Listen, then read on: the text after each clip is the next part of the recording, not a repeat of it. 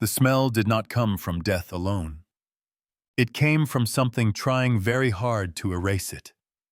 On the morning of July 12, 2018, the heat in Tianjin felt oppressive even by summer standards. The air above the old residential block on Shikai Road shimmered, heavy and unmoving. At first, residents believed the discomfort came from the weather. Then they realized it was coming from below them. The odor seeping through the shared drainage system was not ordinary. It was not the familiar stench of garbage or decay. It was sharper. Chemical. Mixed with something organic that the human body instinctively recognizes as wrong. It clung to the stairwells and hallways, forcing windows open and conversations to stop mid-sentence. By late morning, sanitation workers were called to inspect the main sewer behind building number 6. When the iron cover was lifted, a pale yellow vapor escaped, thick enough to make the nearest worker stumble backward, coughing violently. They attempted to flush the system with high-pressure water. Nothing moved. Whatever blocked the pipe was heavy, dense, stubborn. A metal hook was lowered into the darkness. When it came back up, the crowd went silent. What surfaced was not solid. It was a gelatinous mass, dark red and brown, clinging to the metal like wet clay.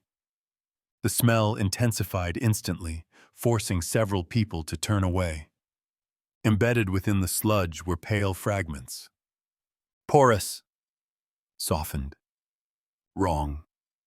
One of the workers, a man with decades of experience clearing sewers, froze in place. He recognized it immediately. He stopped his colleagues from discarding the substance. This was not waste. This was human tissue. Police arrived within minutes. The area was sealed. Samples were collected and rushed to forensic laboratories. What investigators initially believed to be an isolated disposal problem began to reveal a different shape entirely. This was not a body. It was what remained after someone had tried to make a body disappear. Chemical analysis confirmed the presence of highly concentrated corrosive substances, materials capable of liquefying muscle, fat, and connective tissue. Substances rarely accessible outside controlled industrial or medical environments. Even more disturbing was what the acids had not fully destroyed. Bone fragments. Enough remained to confirm that the victim had been a young woman. At this stage, there was no blood-stained room. No visible struggle. No missing person report that immediately matched what had been found. Only a question that grew heavier with every hour. Who would want someone erased so completely that even death itself was not enough? As investigators traced the sewer lines upward, the path led not to an abandoned site or an industrial facility, but to a single apartment within the building. Unit 404. Inside, they found no signs of violence. No stains. No fingerprints. No personal belongings. The space was unnaturally clean, cooled by a running air conditioner despite the heat outside. The bathroom fixtures were new, resistant, designed to endure corrosion. Everything suggested planning, precision, and patience. This was not a crime of anger. It was not impulsive.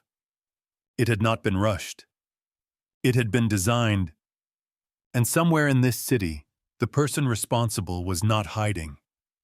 He was continuing his daily routine. Going to work. Being trusted. Being admired. Because this was not a murder scene. It was a process. Once the substance from the sewer was confirmed to be human remains, the investigation shifted from uncertainty to urgency. Forensic specialists worked in silence. What lay before them was not a body that could be examined in the traditional sense. It was residue. The aftermath of chemical violence so thorough that it had stripped the victim of form, identity, and presence. This alone suggested a perpetrator with an unusual objective. Not concealment. Erasure. Laboratory analysis identified the corrosive agents involved. The acids had been selected with intent. One to break down organic tissue rapidly. Another capable of attacking calcium and weakening bone. Together, they formed a process designed to dismantle a human body piece by piece. This was not common knowledge. Such substances are regulated. Their handling requires training. Their interaction demands planning. A mistake would have destroyed plumbing instantly, triggered alarms, or injured the person attempting to use them. None of that had happened. The sewer blockage itself revealed the flaw in the plan. The volume of liquefied tissue and partially dissolved bone had exceeded what the system could carry. Human fat, when exposed to certain chemical environments, does not simply vanish. It changes. It thickens. It clogs. That failure was the only reason the crime had been discovered at all. Investigators traced the flow backward through the building's drainage network. Pipe by pipe, floor by floor. The blockage narrowed the origin point with precision. All evidence converged on the same location. Apartment 404. The door showed no signs of forced entry. Inside, the space was stripped of personality. No photographs. No clothing. No documents. The walls were bare. The floors were polished to a degree that felt deliberate. This was not a lived-in home. This was a workspace. Chemical residue was faint but present. Not enough to alarm a casual observer. Enough for trained eyes to recognize prolonged exposure. The bathroom drew immediate attention. The bathtub was oversized, made from composite material resistant to corrosion. The grout between tiles showed subtle erosion. Metal fixtures bore pitting consistent with acidic vapor. The apartment had been prepared, and it had not been prepared recently. Utility records confirmed it. Water consumption in the days surrounding the estimated time of death had spiked dramatically. Electricity usage remained constant, powering climate control systems designed to suppress odor and slow chemical reactions that might draw attention. Every detail suggested patience. Every detail suggested rehearsal. At this stage, investigators still did not know who the victim was, but they knew something else with certainty. This crime had not been spontaneous. The remains provided one more clue. Bone density and structure indicated the victim was a woman, likely between 20 and 30 years old. Genetic material recovered from protected marrow allowed for a partial profile. That profile was entered into missing persons databases. Within hours, a match was found. Her name was Lin Xiaowan, 26 years old. A senior pharmaceutical sales representative for a major medical corporation in Tianjin. Well-educated, financially secure, socially visible. She had been reported missing 3 days earlier. According to her family, she had left home to meet someone important. She said it was business-related. She did not specify where. She did not return. Her car was later found parked near a commercial district several kilometers from the apartment building. Surveillance footage showed her exiting the vehicle and entering an unlicensed taxi heading toward Jikai Road. She walked willingly. There were no signs of distress. This detail mattered. It suggested trust. Investigators began reconstructing her relationships. As a pharmaceutical representative, Lin had professional access to hospitals, clinics, and physicians across the city. Her network was extensive, but one relationship stood apart from the rest. She had been involved in a secret romantic relationship with a prominent neurosurgeon. His name was Song Yu, 32 years old, highly regarded, a rising figure at Tianjin First People's Hospital. Known among colleagues for his technical skill, discipline, and composure under pressure. He was described as brilliant, methodical, controlled. According to those close to Lin, she spoke of him often. She praised his intelligence. She admired his dedication. But she also expressed concern. In recent weeks, she had become suspicious, anxious. She believed he might be involved with someone else. On the night Lin disappeared, the last call she made was to a number not saved in her phone. That number was traced to a prepaid device deactivated shortly after. Location data placed it within the hospital grounds. When police approached Song Yu, his reaction appeared genuine. Shock. Confusion. Grief. He cooperated fully. He provided his schedule without hesitation. On the day Lin vanished, Song Yu had been in surgery.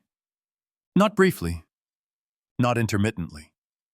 For 14 consecutive hours. Hospital records confirmed it. Surveillance footage showed him entering the operating suite before the estimated time of death. He did not leave until the following morning. The surgical team corroborated his presence. Digital logs recorded each procedural step in real time. His alibi was flawless. And yet, every element of the crime pointed back to someone exactly like him. Someone with access to restricted chemicals. Someone with knowledge of anatomy and bodily processes. Someone capable of patience, planning, and precision. The investigation had identified its most likely suspect, and simultaneously had proven he could not have committed the crime. At least not in the way murder usually happens. With Song Yu's alibi confirmed, the investigation entered its most dangerous phase. This is the stage where cases fail. When evidence points in one direction, but reality refuses to follow, investigators are forced to choose between doubt and discipline. The temptation to abandon the obvious suspect is strong. So is the risk of doing exactly what the killer expects. Song Yu had been present, visible, documented, and observed for the entire duration of the estimated time of death. 14 hours under surgical lights. 10 witnesses. Cameras. Logs. No gaps. If he was responsible, then the crime had been executed without his physical presence. That possibility changed the nature of the case entirely. Investigators returned to apartment 404, this time not looking for what was visible, but for what had been activated and left behind. They examined the utility data in greater detail. Water usage was the first anomaly to resist explanation. On the night Lin Xiaowan disappeared, water consumption at the apartment spiked sharply, beginning at 8 o'clock in the evening, and continued at a sustained maximum flow until 4 o'clock the following morning. 8 uninterrupted hours. This pattern did not match normal human behavior. No shower lasts that long. No cleaning process requires such consistency. But it did match one requirement precisely. Dilution. For corrosive substances to pass through aging residential pipes without causing catastrophic damage, they must be continuously neutralized. Water must flow without interruption. Any pause would allow heat buildup, pressure, and failure. The timeline was unsettling. 8 o'clock marked the point at which Song Yu had been in surgery for 6 hours. 4 o'clock marked the moment he exited the operating suite. The overlap was exact. Still, correlation is not proof. To complicate matters further, investigators received a witness statement that appeared to dismantle their emerging theory. A 60-year-old woman living diagonally across from apartment 404 reported seeing a man in the hallway around 3 in the morning. He wore full protective clothing, a mask, gloves. He dragged a large black suitcase toward the stairwell. Most importantly, she described his gait. He walked with a limp. Song-yu did not limp. Surveillance teams confirmed it.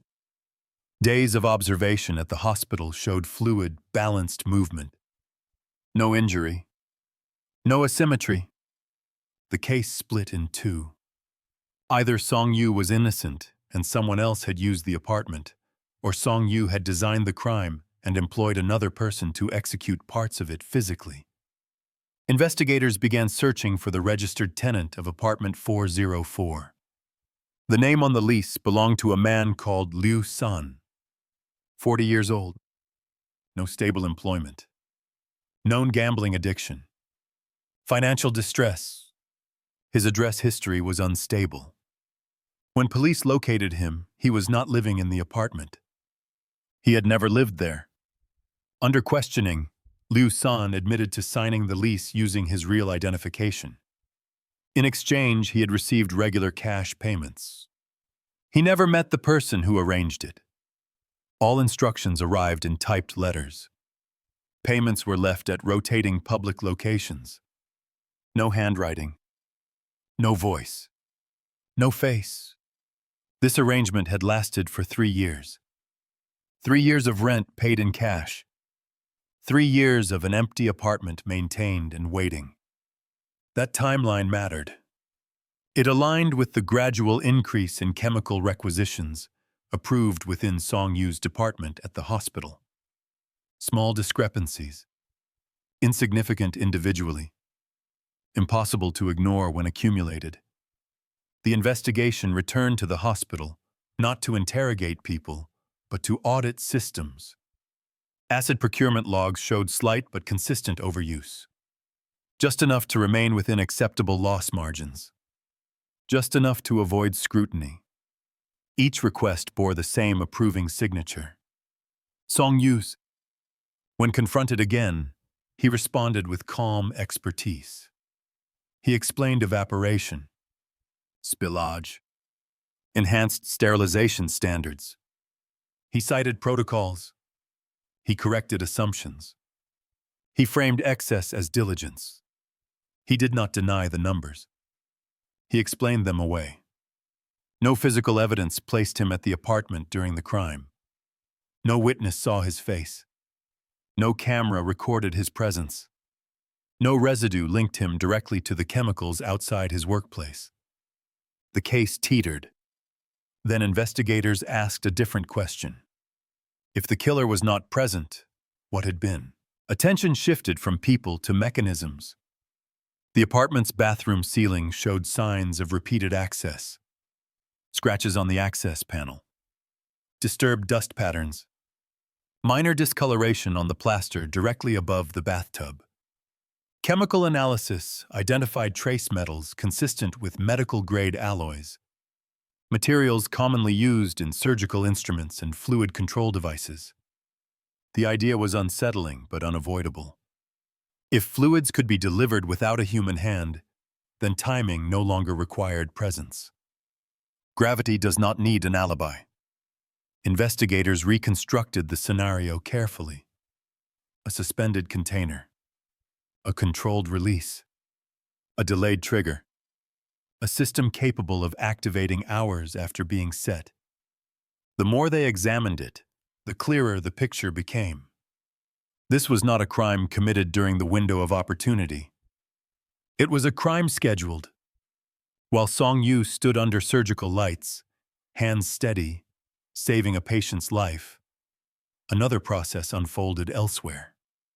One that required no supervision, no emotion, only physics. The alibi that protected him was not an accident. It was the shield. And for the first time, investigators understood what they were facing. Not a murderer acting in the moment, but a planner who had separated himself from the act entirely. Once investigators accepted that the killer did not need to be present, the case entered its final and most unsettling form. They stopped looking for movement. They started looking for design. Apartment 404 was examined again, this time as a system rather than a space.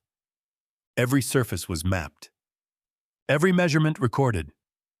The bathtub sat directly beneath a reinforced ceiling beam.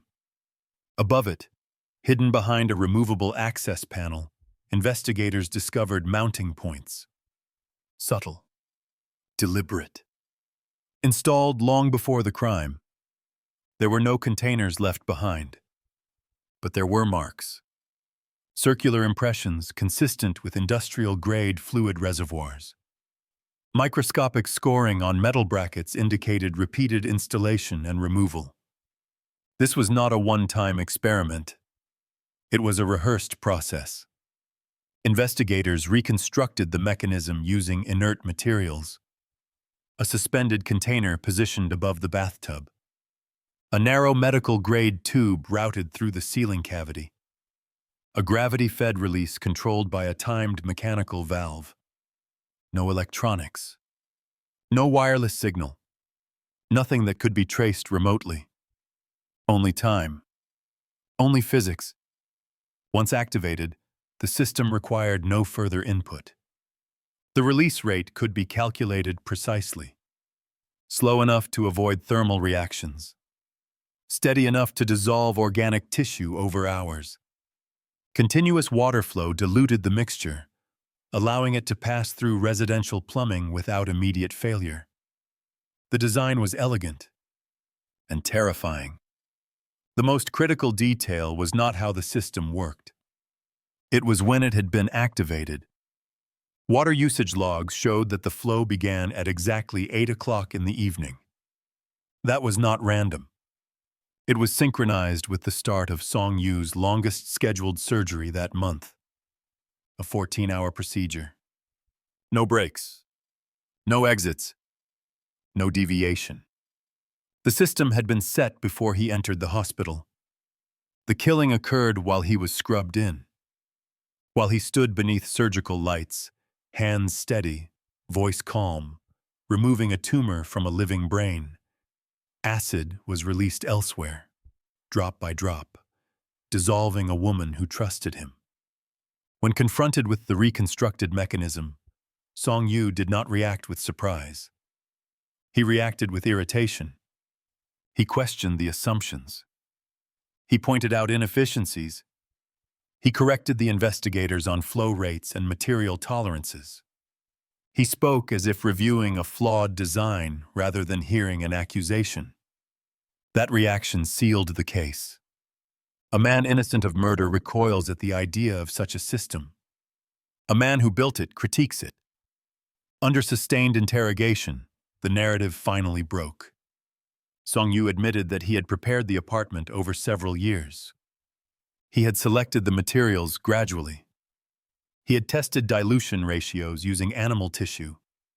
He had refined the timing repeatedly. He described the act without emotion. Lin Xiaowan had confronted him about another woman. She had threatened exposure. She had become, in his words, a liability. He did not describe anger. He described correction. He invited her to the apartment calmly. He told her they needed privacy. She arrived willingly. What happened next was never fully reconstructed, but it did not matter. By the time Song Yu left for the hospital, the process had already been initiated. He did not stay to watch. He did not need to. He trusted the system.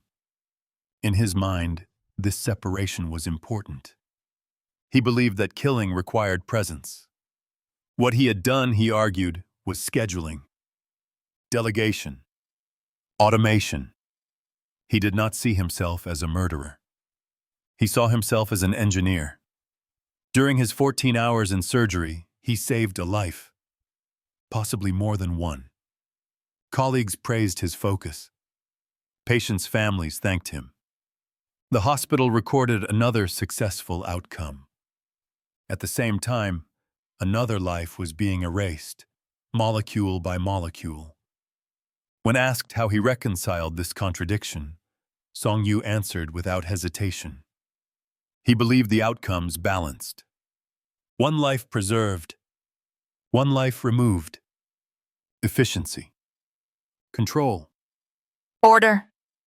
The case concluded not with a chase but with a realization. The most dangerous criminals are not those driven by impulse or rage.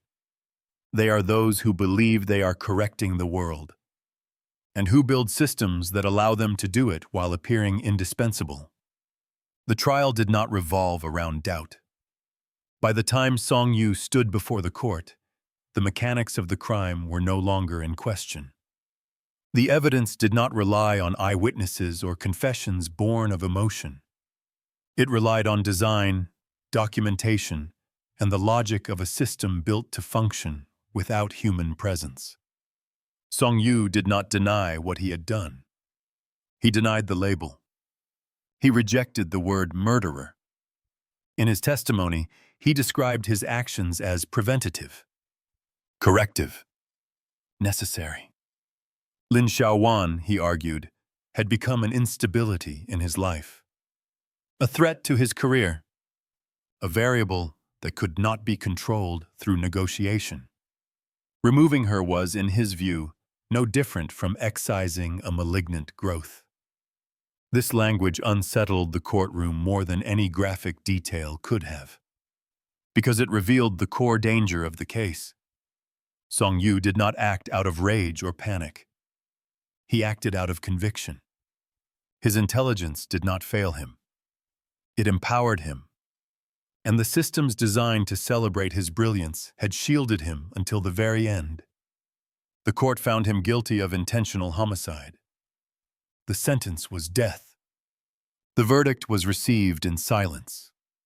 There were no cheers, no sense of victory, only a heavy recognition that the damage had already been done. Lin Xiaowan had not simply been killed. She had been erased, reduced to residue, denied even the dignity of a body.